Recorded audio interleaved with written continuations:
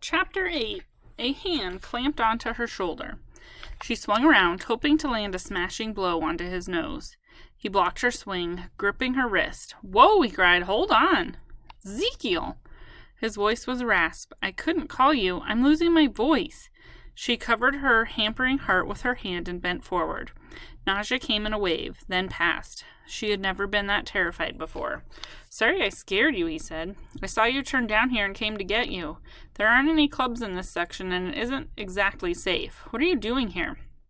"Do you know where the Lobo to Me Club is?" she asked. "The lobotomy? Yeah. You meeting someone there?" She shook her head. "Just needed to get out." "That's where I'm going." "Really?" "It's where I'm going right now." "It's where I'm going now," he replied. "Come on." She followed him back out of the darkness, and he yanked open a black metal door at the first building they came to. Blasting music assaulted them as they walked in. It was so loud it vibrated in her skull. It was exactly what she wanted. He pulled her close when a slow song came on. It was as though electricity ran between their two bodies. She wouldn't have been surprised to see a snapping white current running up their sides.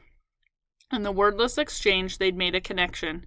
"It's hot in here," he said, still moving to the music.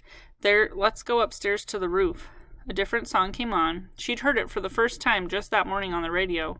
"Okay," she answered, "but first I want to hear this." "The monsters," he noted, "they're astral." He wrapped his arm around her shoulder, and again she felt covered in the invisible veil of energy. "The monsters. Quasimodo, written by Kirk Conklin. Music pounding. I am a freak. I walk this planet. I don't know my name. My thoughts are melting into puddles. Some days I am insane. I cannot say what's in my heart or what I think in my brain. I am a freak walking the planet in constant pain." Softly, "But your love puts me away. Your love puts me away. Is it real? Is it real? Is it real? Is it a dream? Is it a dream? Is it a dream? Your love puts me away. Your love puts me away. With you it's all okay. With you it's all okay." Pounding. "I am a freak, and there is always ringing in my ears. My head is pounding with a million terrifying fears. I do not know if I can last another day, or if I can even remember how to pray. I have one thought, and that is for you to stay. Esmeralda, stay. With you, it's all okay. Chapter 9. "I know how the guy feels," Ezekiel said softly. "You do?" Kayla questioned. He didn't show that kind of hurt. No one would ever guess. He always seemed completely self-assured. "Sometimes," he admitted. "Let's go upstairs." She followed him through a back door onto the dark hallway stairs, and they came onto the roof of the club. The lights from the reactors were nearly blinding. Slowly her eyes adjusted. He leaned against a waist-high wall running the perimeter of the roof, took hold of her wrist, and he gently drew her closer to him. Turning her hand, palm up, he ran his fingers along the delicate blue veins of her hand, tracing a line down to her wrist. She looked out at the river, which reflected the lights from the generator on its black surface. "I heard about your dad," he said. "I'm sorry." "Thanks." "Do you, have any idea what drove him to it?" he asked gently. "My mother says the Barcode killed him, but I'm not sure why she says that. It banged him out, though. He went into this deep depression right after he got it." She read pain in his large dark eyes. He understands how it is, she realized. The Barcodes affected him too. "My dad got fired and my mother kept getting promoted into her job after they were tattooed," he said. "At first they were both working for a biotech lab. Dad burned out of every job he had, kept getting fired, and Mom started thinking of him as a real loser. They fought about money all the time, and pretty soon they broke up. Another family wrecked by the Barcode. That's banged out," Kayla said. "Which one of them do you live with?" It got so I couldn't stand either one of them, so I just cut out. The place I have now is a real dump, but at least it's quiet. My parents aren't there screaming at each other day and night." "That must be very hard for you," she said, "being all alone on your own." He grinned, though no light came to his eyes. "I get a little hungry sometimes." "I know what you mean," she said with a bitter laugh, remembering her own often empty refrigerator. "Good thing my dad prepaid my cafeteria fee at the beginning of the year, or some days I wouldn't get any food at all. God, the beginning of the year feels like it was a long time ago. In September, the Barcode didn't seem like a big thing. I didn't think it would have any effect on my life. That's because we've all gotten used to being tracked through the internet. It really started in the 1970s when credit cards were first linked to computers," he said. By the 1990s, somebody knew every move you made with that card. If this has been going on for over 35 years, why does the tattoo seem so horrible? And why is it turning people's lives upside down, she asked. There's something more to that code, Ezekiel said, his eyes narrowing thoughtfully. She got the idea from his quick reply that it was a question he'd considered many times before. What do you think it is, she asked. I wish I knew. I feel like there's a missing piece to the puzzle, and once we know what it is, lots of things will make sense. His eyes brightened with an idea. Listen, when I met you tonight, I wasn't really coming here. I was going to a meeting. Come with me. She hesitated. What kind of meeting? It didn't really matter, though. There was no way she would willingly part from him. They'd connected, and she needed someone to be connected to, especially an attractive, exciting somebody like Ezekiel. Okay. She followed him out of the club and back to the dark end of the warehouse section where she'd met up with him that night. They walked quickly to the last warehouse. She jogged at times to keep up with him. Nothing more than the black woods stood beyond that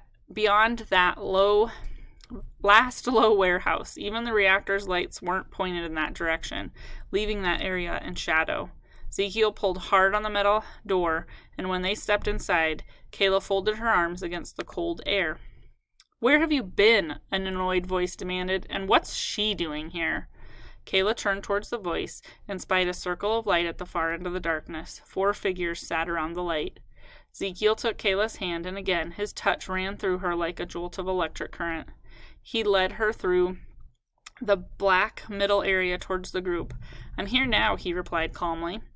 This is a secret meeting, the same voice reminded him reproachfully.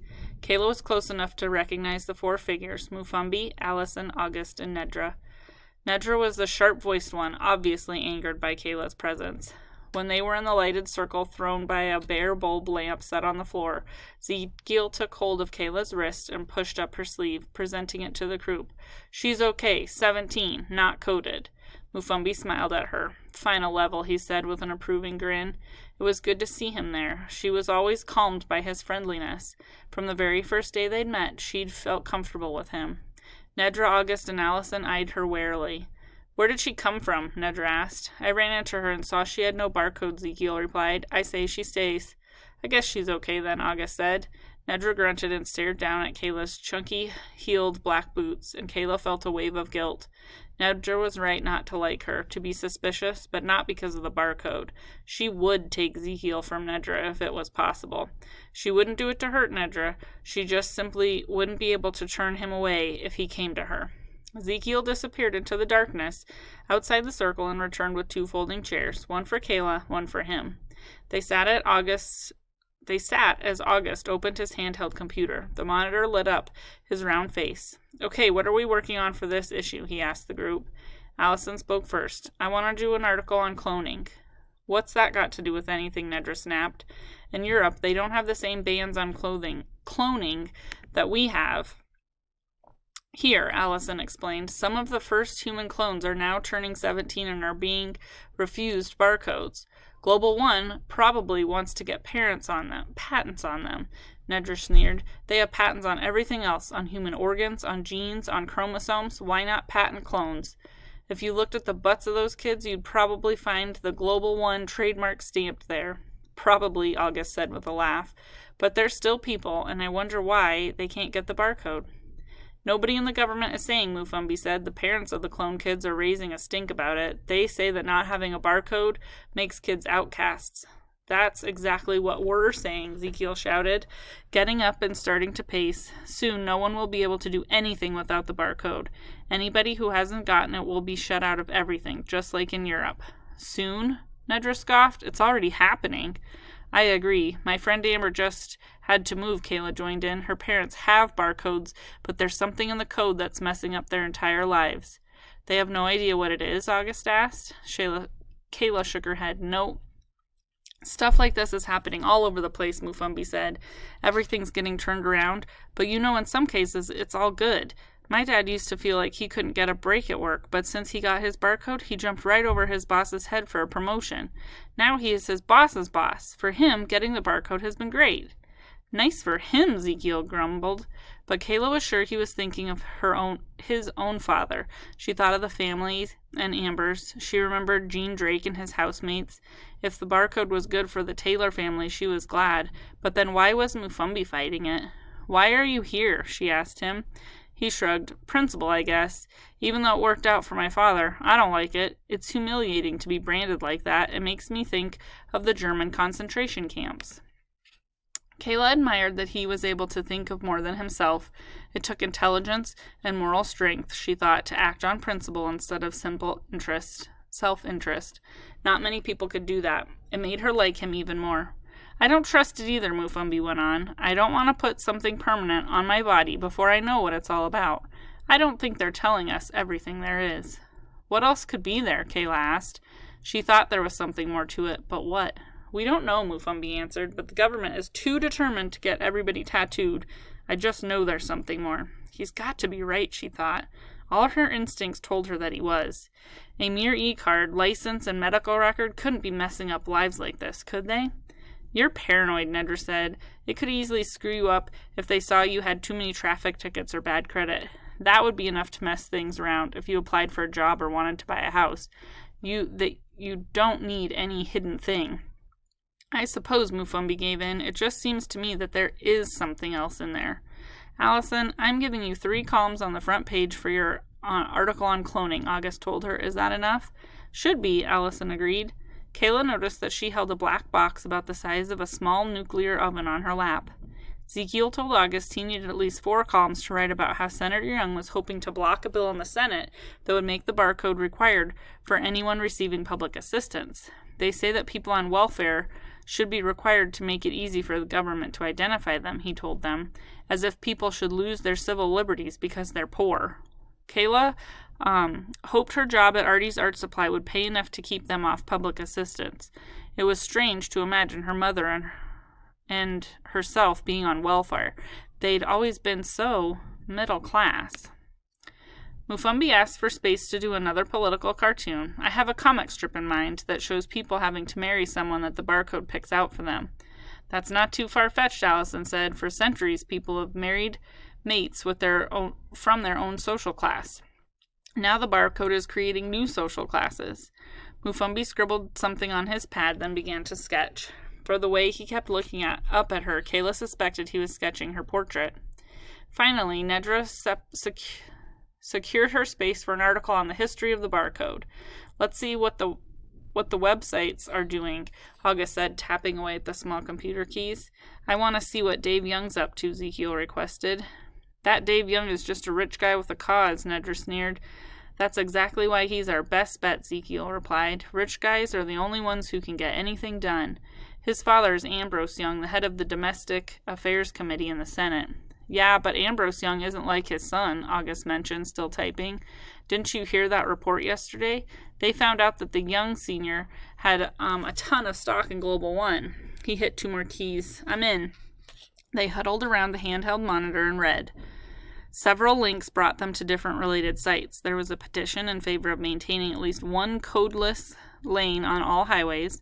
Another site enabled you to order pre-printed cards for sending to senators to protest the mandatory barcoding for public assistance bill.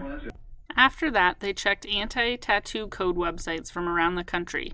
Kayla had never dreamed there was such a massive resistance movement. It was encouraging, and it meant she wasn't so unique in her concern about it.